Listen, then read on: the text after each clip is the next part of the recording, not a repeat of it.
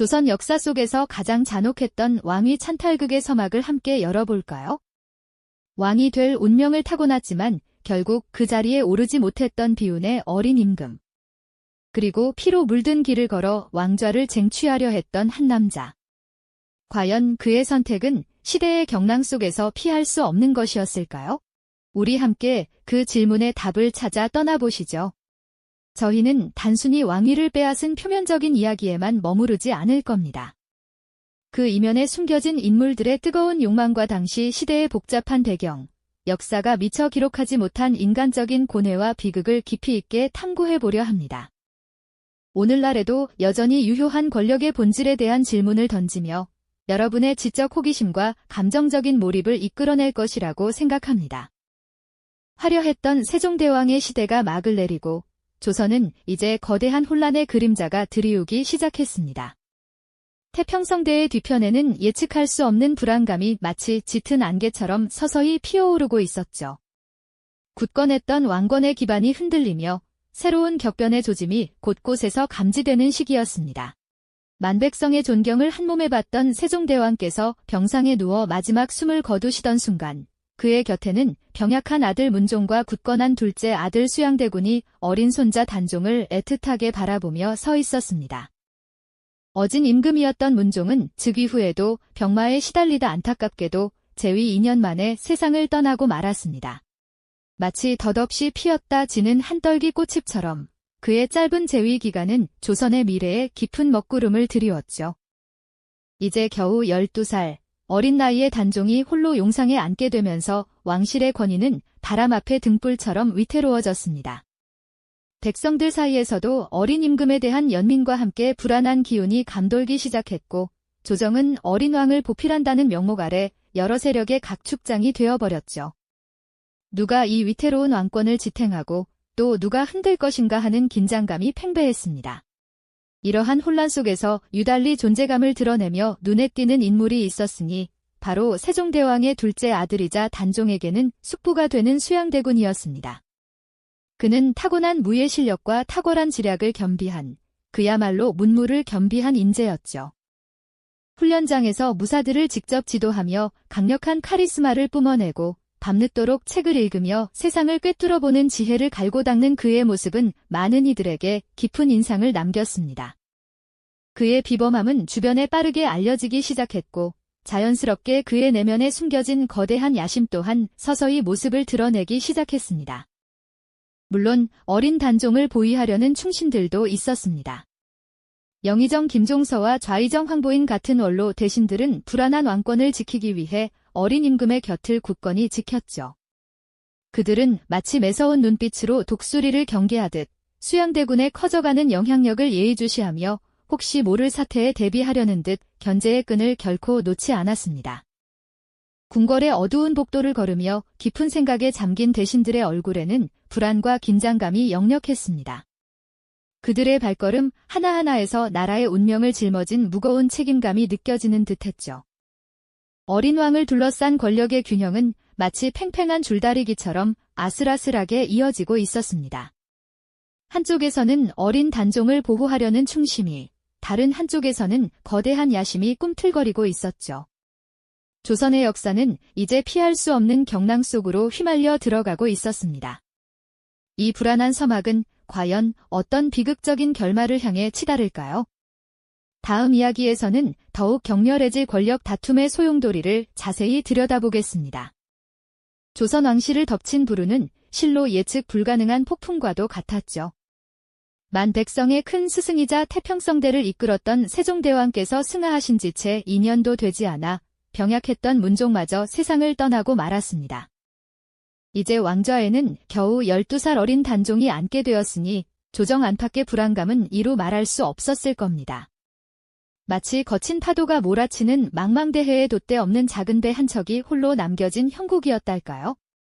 이처럼 위태로운 왕권은 자연스레 주변 인물들의 숨겨진 욕망과 충심을 수면 위로 끌어올리는 거대한 파동을 일으켰습니다.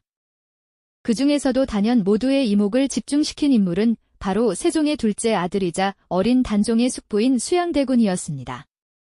그는 형 문종과는 확연히 다르게 문무를 겸비한 비범한 재능의 소유자였죠. 학문에도 깊이가 있었지만 특히 무예에 능하여 직접 군사들을 훈련시키고 병법을 연구하는 등 남다른 카리스마와 강렬한 기세를 내뿜었습니다.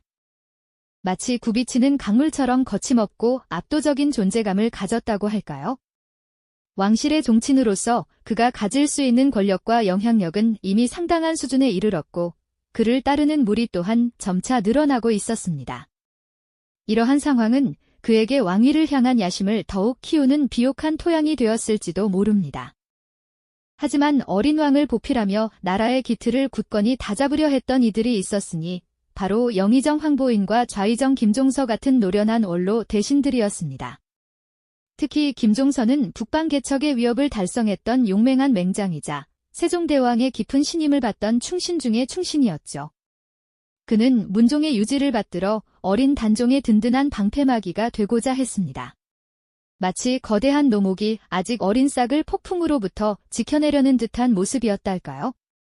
이들은 수양대군의 뛰어난 능력을 인정하면서도 한편으로는 그의 거침없는 행보와 숨길 수 없는 야심을 예의주시하며 견제했습니다.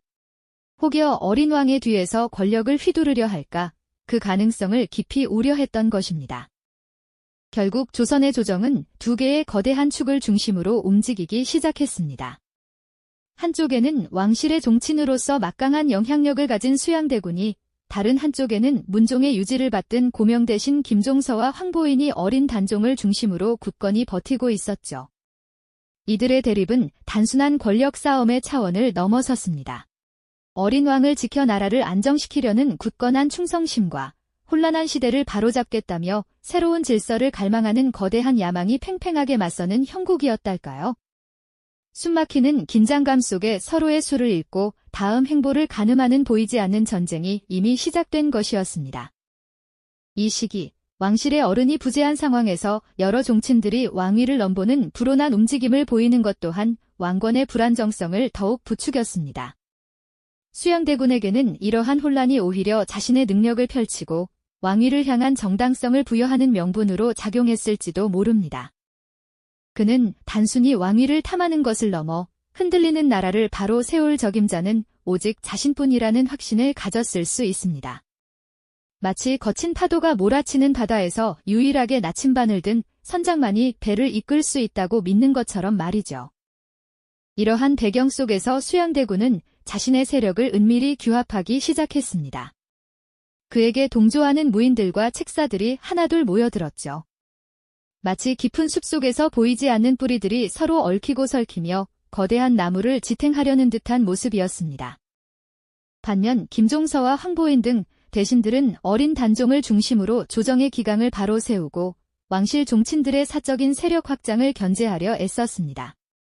하지만 그들의 노력이 과연 이 거대한 야망의 물결을 막아낼 수 있을지는 미지수였죠. 역사의 수레바퀴는 이미 멈출 수 없는 속도로 격렬하게 굴러가기 시작했던 겁니다. 그렇게 팽팽한 긴장감 속에서 역사의 수레바퀴는 멈출 수 없는 속도로 격렬하게 굴러가기 시작했죠. 수양대군은 자신의 야망을 현실로 만들 치밀한 계획을 세우고 있었습니다. 마치 깊은 바닷속에서 조용히 움직이는 거대한 해류처럼 겉으로는 평온해 보이지만 그 안에서는 격렬한 흐름이 준비되고 있었던 겁니다. 그는 한명회, 권람 등 자신의 신복들을 중심으로 은밀히 세력을 규합하고 김종서와 황보인 등 조정의 핵심 대신들을 제거할 기회를 엿보고 있었죠. 과연 그는 어떤 명분을 내세워 피바람을 일으키려 했을까요? 어린 단종을 보필하는 대신들이 오히려 왕권을 위협하고 있다는 논리를 펼쳤을지도 모릅니다. 1453년 10월 10일 밤, 마침내 그 서막이 올랐습니다. 깊은 어둠이 궁궐과 도성을 뒤덮은 그 시각, 수양대군의 밀명을 받은 무사들이 마치 그림자처럼 움직이기 시작했죠. 그들은 횃불도 없이 오직 차가운 칼날만이 번뜩이는 밤을 뚫고 대신들의 집으로 향했습니다. 그 중에서도 가장 먼저 표적이 된 인물은 바로 영의정 김종서였습니다. 그는 당시 단종의 가장 든든한 버팀목이자 수양대군의 가장 강력한 걸림돌이었으니까요. 김종서 대감의 집 앞, 늦은 밤 찾아온 방문객을 맞이하러 나선 김종서는 그들을 의심 없이 맞이했습니다. 하지만 그 순간 어둠 속에서 번뜩이는 칼날이 그의 몸을 관통했죠. 조선의 기틀을 다지고 북방개척에 큰 공을 세웠던 노신은 그렇게 허망하게 쓰러지고 말았습니다. 그의 피는 차가운 땅을 적셨고 그 피는 단순한 한 사람의 죽음이 아니라 조선 왕실의 거대한 비극을 알리는 핏빛 신호탄이었습니다. 그 소식을 들은 그의 아들들마저 목숨을 잃는 참혹한 비극이 이어졌습니다. 이어서 수양대군 세력은 좌의정 황보인, 이조판서 조국관 등 단종을 옹호하던 핵심 대신들을 차례로 제거했습니다. 그 밤은 말 그대로 피로 물든 밤이었죠. 어둠 속에서 번뜩이는 칼날과 비명소리가 궁궐 안팎을 휩쓸었고 충신들의 목숨이 마치 낙엽처럼 떨어져 나갔습니다. 백성들은 불안에 떨며 숨죽였고 조정은 공포에 질려 얼어붙었습니다. 이처럼 잔혹하고도 치밀한 사륙은 수양대군이 왕권을 향한 야망을 얼마나 강렬하게 불태웠는지를 여실히 보여주는 대목입니다. 날이 밝아오자 궁궐은 피비린내로 가득했습니다. 수양대군은 마치 폭풍우가 지나간 뒤의 고요함처럼 칼을 든 무사들을 이끌고 단종이 앉아있는 용상 앞으로 나섰습니다. 어린 단종은 영문도 모른 채, 아니 어쩌면 모든 것을 직감한 채 공포에 질린 눈으로 숙부의 서늘한 기세를 마주했을 겁니다. 그의 주변에 도열했던 신하들 또한 칼날 앞에서 두려움에 떨며 고개를 숙였죠. 수양대군은 이러한 폭력적인 정변을 계유정난이라 칭했습니다. 그는 김종서와 황보인 등이 어린 단종을 이용하여 자신들의 권력을 사사로이 휘두르고 심지어 왕실을 위협하려 했다는 명분을 내세웠습니다. 마치 자신이야말로 혼란한 조정을 바로잡을 유일한 인물인 양 포장했던 것이죠. 하지만 과연 그것이 진실이었을까요? 아니면 왕위를 향한 자신의 욕망을 정당화하기 위한 교묘한 술책이었을까요? 역사는 승자의 기록이라고 하지만 그날 밤의 피와 공포는 결코 지워지지 않는 역사의 그림자로 남게 되었습니다. 이 계유정난을 통해 수양대군은 단숨에 모든 정권을 장악했습니다. 충신들은 무참히 살해되었고 어린 왕 단종은 이제 더 이상 기댈 곳 없는 외로운 존재가 되고 말았죠. 마치 거대한 폭풍이 모든 것을 휩쓸고 지나간 뒤 폐허가 된 땅 위에 홀로 남겨진 작은 새처럼 말입니다. 조선의 왕권은 그렇게 피로 얼룩진 칼날 위에 위태롭게 서게 된 겁니다. 이 잔혹한 피의 서막은 앞으로 펼쳐질 더 큰 비극의 시작을 알리는 신호탄이었을 뿐입니다. 그렇게 계유정난을 통해 모든 권력을 장악한 수양대군은 이제 자신의 앞길을 가로막을 그 어떤 것도 용납하지 않았습니다. 어린 조카 단종은 결국 왕위에서 강제로 물러나 상왕이라는 이름뿐인 존재가 되는 비극을 맞이했고 얼마 지나지 않아 수양대군은 마침내 스스로 용상에 오르는 파격적인 선택을 감행합니다. 피로 얼룩진 칼날 위에 세워진 왕좌, 그것이 바로 조선 제7대 임금 세조의 시작이었죠. 하지만 그의 권력 장악은 여기서 멈추지 않았습니다. 어린 단종을 다시 왕위에 앉히려는 충신들의 움직임, 이른바 사육신 사건이 터지자 세조는 또 한 번 피해 숙청을 단행하며 자신의 왕권을 더욱 굳건히 다졌습니다. 성삼문, 박팽년 등 어린 단종에게 한결같은 충성을 바치던 신하들은 참혹한 고문 속에서도 결코 절개를 꺾지 않았고 결국 비참한 최후를 맞이했습니다. 그들의 숭고한 희생과 굳건한 충절은 역사에 영원히 기록되었지만 동시에 단종의 운명은 더욱 깊은 나락으로 떨어지고 말았죠. 결국 단종은 멀리 영월 땅으로 유배되어 쓸쓸하고 외로운 죽음을 맞이합니다. 17살 어린 나이, 꽃다운 청춘을 채 피워보지도 못한 채 말입니다. 그저 한 줄기 바람처럼 쓰러져간 그의 삶은 후대의 많은 이들의 가슴에 깊은 연민과 애통함을 남겼습니다. 절대 권력을 손에 넣은 세조였지만 그의 삶은 결코 평탄하지만은 않았다고 전해집니다. 왕위를 향한 맹렬한 욕망이 불러온 피의 대가는 혹독한 업보로 평생 그를 쫓아다녔다고 역사서들은 기록하고 있죠. 밤마다 잠 못 이루는 악몽에 시달렸다는 기록은 어쩌면 권력의 무게와 죄책감으로 인한 그의 깊은 내면, 갈등을 여실히 짐작하게 합니다. 특히 꿈속에서 단종의 어머니인 현덕왕후가 나타나 자신을 저주하는 환영에 시달렸다는 이야기는 세조의 마음속 죄책감이 얼마나 깊었는지를 생생하게 보여주는 듯합니다. 뿐만 아니라 그가 가장 사랑했던 아들이자 후사를 이을 세자였던 의경세자가 젊은 나이에 갑작스럽게 세상을 떠나는 비극을 겪었고 자신 또한 원인 모를 난치성 피부병으로 오랫동안 고통받았습니다. 온몸을 뒤덮은 종기로 인해 늘 괴로워했으며 그 어떤 명의도 그의 병을 고치지 못했다고 하죠. 마치 피로 얻은 왕좌의 무게가 그의 육신과 정신을 짓누르는 듯 했습니다. 화려한 용상에 앉아 있어도 그의 얼굴에는 늘 깊은 고뇌와 어두운 그림자가 드리워져 있었을까요? 권력을 얻기 위해 치러야 했던 개인적인 비극들은 그에게 평생 씻을 수 없는 상처로 남았을 겁니다. 하지만 역사는 세조를 단순히 피해 군주로만 기억하지는 않습니다. 그는 비록 잔혹한 방법으로 왕위에 올랐지만 강력한 왕권을 바탕으로 혼란했던 조선의 기틀을 다지고 국가 시스템을 정비하는 데 지대한 공헌을 했습니다. 조선의 통치 체계를 확립하기 위해 법전인 경국대전 편찬을 시작했고 국방력을 강화하여 북방의 여진족을 토벌하는 등 영토 안정에도 힘썼습니다. 또한 불교를 숭상하며 민심을 다독이고 문화적 발전을 도모하는 등 다양한 분야에서 업적을 남겼습니다.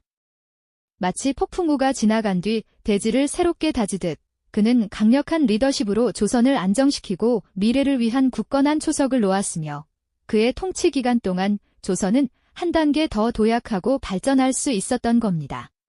결국 세조의 삶은 권력을 향한 인간의 끝없는 욕망과 그 대가로 치러야 했던 비극, 그리고 동시에 한 시대의 혼란을 수습하고 국가의 기틀을 다진 강력한 군주의 복합적인 모습을 동시에 보여줍니다. 절대 권력을 쟁취하기 위해 흘린 피의 대가는 결코 가볍지 않았지만 그가 남긴 업적 또한 무시할 수 없는 중요한 역사적 유산으로 자리 잡았습니다. 왕위에 오르는 순간부터 시작된 그의 고뇌와 업보, 그리고 어린 단종의 비극적인 죽음은 권력의 본질이 얼마나 잔인하고 양면적인지를 여실히 드러내는 대목입니다. 역사는 승자의 기록이라고 하지만 그 이면에 숨겨진 인간적인 고뇌와 비극은 결코 지워지지 않는 그림자처럼 우리에게 끊임없이 질문을 던지는 듯합니다. 세조의 반란은 단순히 과거의 이야기가 아닙니다. 권력을 쟁취하고 유지하려는 인간의 본질적인 욕망과 그로 인한 비극이 시대를 초월하여 어떻게 반복될 수 있는지를 보여주는 거울이죠. 오늘날에도 여전히 유효한 권력의 속성과 그 선택의 무게에 대한 질문을 우리에게 던지고 있습니다. 과연 세조는 폭군이었을까요? 아니면 혼란한 시대를 바로잡기 위한 불가피한 선택을 한강인한 군주였을까요? 그에 대한 평가는 여전히 역사의 미스터리로 남아 있습니다. 이 영상이 도움이 되셨다면 좋아요와 구독 부탁드립니다. 여러분의 응원이 제게 큰 힘이 됩니다. 다음 영상에서도 더 유용한 정보를 공유하겠습니다.